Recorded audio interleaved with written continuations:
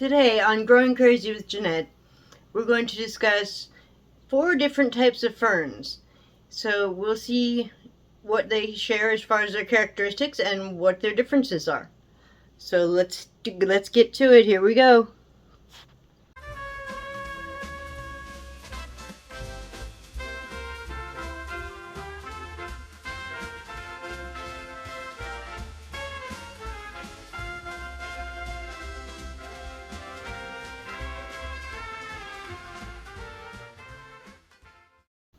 Hello, welcome to another episode of Growing Crazy with Jeanette.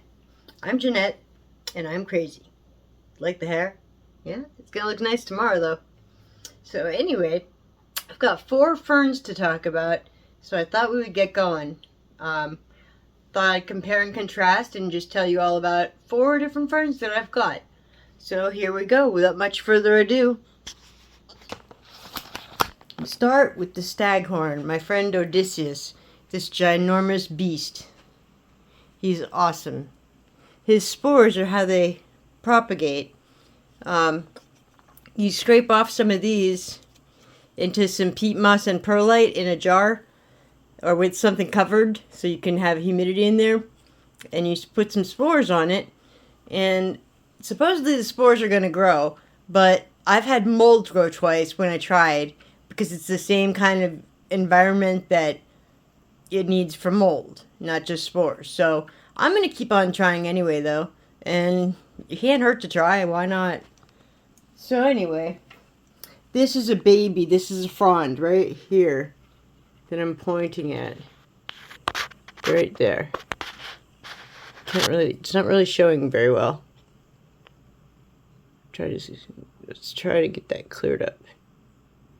Nope, it's just not. Anyhow, the staghorn fern, Platycerium ana. It's epiphytic, which means it grows on trees in nature. It's got antler-like fronds, and so that's what it's named for. It has 2 types of fronds. Shield fronds, which are these flat ones that you see right here. Those are the shield fronds. And then the fertile fronds, which are these long forked ones that look like a staghorn. It doesn't grow in soil.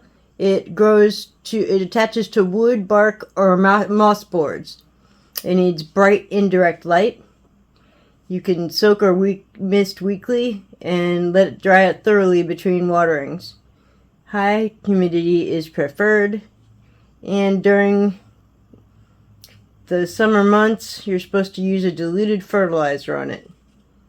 And it says you're mounting it, you can mount it on wood or hang in a basket with sphagnum moss.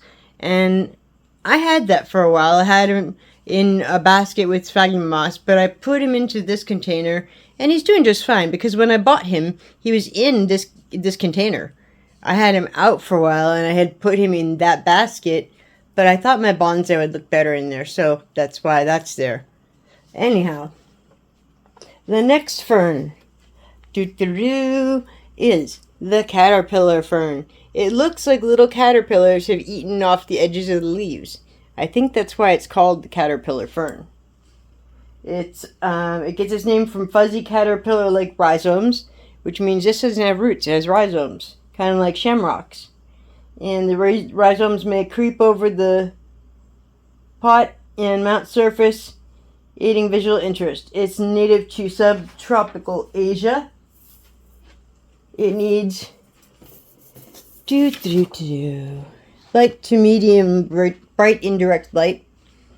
Keep the soil consistently moist but not soggy. It loves fertilizer and it loves humidity. And use a loose, well-draining soil like orchid bark, peat moss, and perlite. So that's what you can expect from this one. I just love him. He's so cool looking. Just got him. Anyhow, and then we have the other one, the third fern. This, of course, is a Boston fern, one of the most common ones. It's a Victorian-era houseplant with long arching fronds with feathery leaflets. It's great for an air purifier.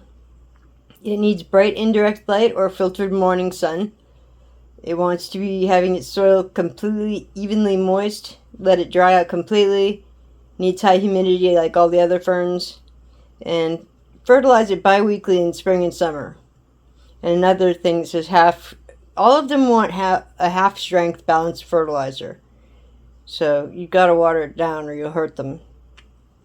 And you can prune it by removing yellowed or dead fronds to encourage new growth.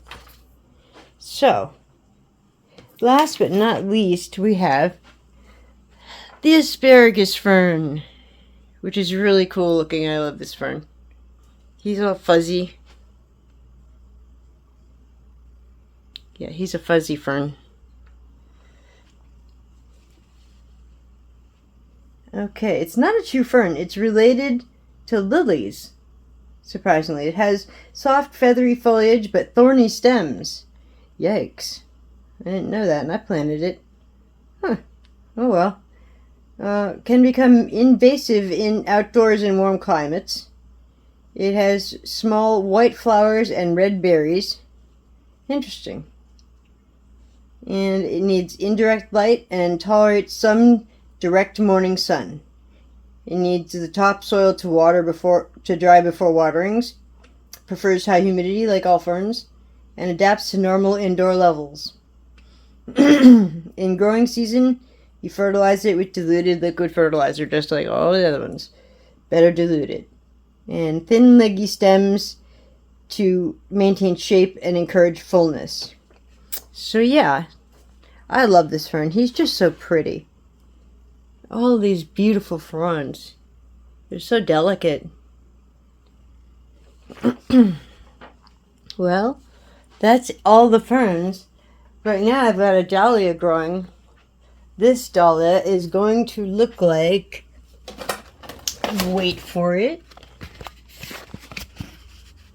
this dahlia right here, this tuber, is going to look like that when it grows.